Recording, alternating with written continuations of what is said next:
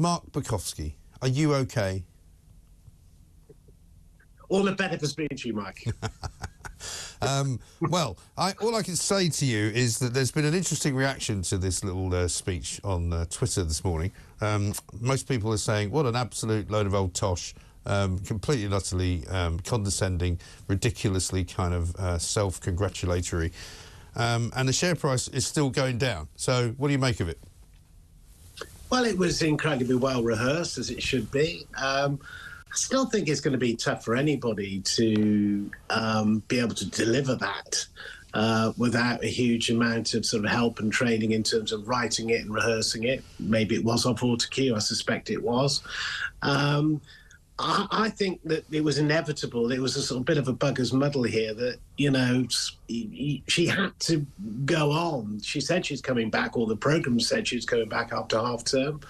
To a certain extent, I think I would have wrapped the situation up with sort of a bit of cotton wool a bit and perhaps not got her back until after the recess. But of course, that's retrospective thinking. You're damned if you do, damned if you don't. I think that I think in terms of what navigate difficult waters now, Mike. Yeah, I mean, I think for what it's worth, getting her back today was probably the first thing they've got right. Actually, I didn't think she would come back today, but you're right. If she had stayed off for another week, then there'd be more speculation about the fact that she's not coming back at all. There'd be more speculation about, you know, who else is in the frame, and maybe, like a lot of people in our business, she realised if you stay away too long, people actually don't care whether you're there or not. Well, you know, the public have got a short-term memory loss and long-term amnesia about these sort of things. You know, they really do. There are much more important things happening in the world than what's happening on the sofa this morning, frankly, and It's been a diversion away from that. But look, it's gripped everybody. You know, it's a difficult situation, and you know, half the time they've got to focus on the programme. But she's come out of this not as well as I guess she would have hoped. There is a lot of cynicism now surrounding her, and until, you know, if it's true, and Phil said he lied to everybody, including her, and obviously she heard about it at some point, and that's where the rift started to really show. But she's got a lot of weight to carry now. To actually bring back trust. And I think that's the problem the programme got to win back. Right. They've sort of lost the trust. I mean, it's fair to say that a lot of people have been dancing on its grave, score settling going on. And that interview Amal Rajan did and The Sun covered with Phillip Schofield last week was very, very powerful. And actually it did stop the rot. It did stop people banging on about him. And because of that, it now moves to her, and that's a problem. But she's got big shoulders, it would seem. She can take that on, whether or not, you know, it has a sort of soft, you know, focus empathy that it was meant to deliver. They tried to do that, but it shows that if you're going to succeed in television, you've got to be ruthless. You've got to be ruthless. This is the thing. I mean, Matthew Said wrote an interesting piece in the Sunday Times this weekend about how actually what this tells you, this whole story, this whole saga, is about the world of make-believe that people want to believe in. You know, the reason that, you know, Phillip Schofield was such a disappointment to the viewers of this morning was because it turns out he wasn't the guy they thought he was. He was actually a man with sort of feet of clay who may or may not have done something really, really terrible, but, you know, in the meantime has disappeared. Now we've got the same problem with Holly Willoughby, who, guess what? Turns out is probably quite a ruthless individual and quite an ambitious individual, because that's how you get to where she is. You don't get there by being full of warmth and magic, like they're saying. And they keep going on and on about this family of people. You know, as Kevin O'Sullivan said, it's more like the Addams family or the Corleones. It's nothing to do with warmth and magic, is it? Look, Mike, it's show business. Yeah. You know, we live in a corporate age now. It's not some sort of cuddly world of entertainment full of sort of candy floss and glamour and frilly dresses and parties. You know, this is hard cash. These are big beasts. This is about business interests in these sort of things. And to think anything otherwise, and I guess it's been the same. The studio system in Hollywood in the heyday was a ruthless, brutal business, and there are no passengers, and we project something, or the television programs or the families project something, but these are the occasions when we actually cut to the chase and see it's all about the money and getting the product right to make more money.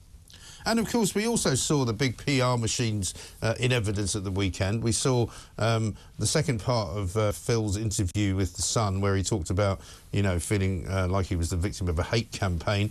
We saw his pictures with his mother, which were obviously taken with his knowledge by somebody pretending to be a paparazzi a couple of weeks ago, but still very much him sort of trying to get sympathy. Then we saw stories about her possibly going to the BBC because that's where she might end up. You know, so it was all wheels within wheels, and you know that all of that's being fed to people from people not like you, but not as good as you. Well, look, it's a business, and that's what you expect people to do, employed to drive these images. Right. I mean, you know, if you're not doing that, you're not doing your job properly. But this is what I mean by the kind of the sort of the paucity of these people, like even Jeremy Clarkson writing about, you know, leave him alone. You know, hasn't he suffered enough? Well, yeah, but the point is if you want to be left alone, you have to stay out of the papers, and you don't stay out of the papers by continually feeding them. Well, no, that's, you know, there's got to be an end to that now. If it continues, then, you know, he's going to be in for a roasting, to say the least. And look, and do we know the story has come to an end? There's going to be some sort of KC coming in with a report. I'm sure the programme will want that report to be out there so they can move on. But no one has lost their job over this yet. You know, figures fluctuate in TV. Who knows? Look, the bottom line is that we are now talking not about the programme, we're talking about the soap opera behind the programme, and that's a really poor show. Yeah. Because when you start allowing people to have a lens on what's happening backstage or off air, that's a problem. That is a real problem, because that's where the magic disappears. Right. And because there's a generation of publicists who knew that you didn't make the issues the story. You actually gave people, you know, escapism. Yeah. And that's a little bit like the winner of Britain's Got Talent last night, that Vigo guy. I think what's interesting about it, against all these stories of all these young people, you know, this was a guy who was just a clown. He was a remarkably well-trained street performer, physical comedian, and that's what people wanted. People wanted to have a laugh because there's so much negativity around, so much bad news. People want escapism, and I think this story doesn't allow this morning to give the audience what they want, what they look for it. There's still too much of the backwash that sort of seeps.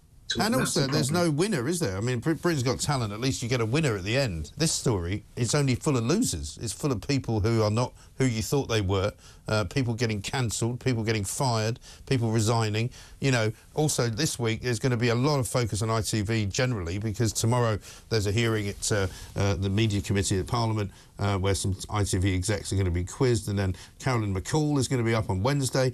So, you know, that part of the story is going to have legs, I think. Yeah, no, there's no end to this. As I said, it's ongoing, and I think with the Schofield interview was about him in some way, and the shenanigans of the spin after that to sort of close things down, to let him recover, because I still believe there's a massive human cost to this story that we don't talk about, and he touched on it. You've got to sort of take the programme to a new place, which they tried to do this morning. It's moving it away from this chaos. But if we're still talking about it in the next couple of weeks, if there's still more about the off-screen shenanigans and the corporate failings of ITV, then there's some real problems out there. They've really got to move on now and get to another place. And there isn't, you know, there's still storm clouds still, you know, hiding out the sun. Right. Good to talk to you, Mark. I'm sure we'll be talking to you again before the week is at an end, because this story will run and run, particularly tomorrow and the day after, when you're going to have ITV executives before a parliamentary committee answering questions about what they did, what they knew, why they did it, and who they did it with and when.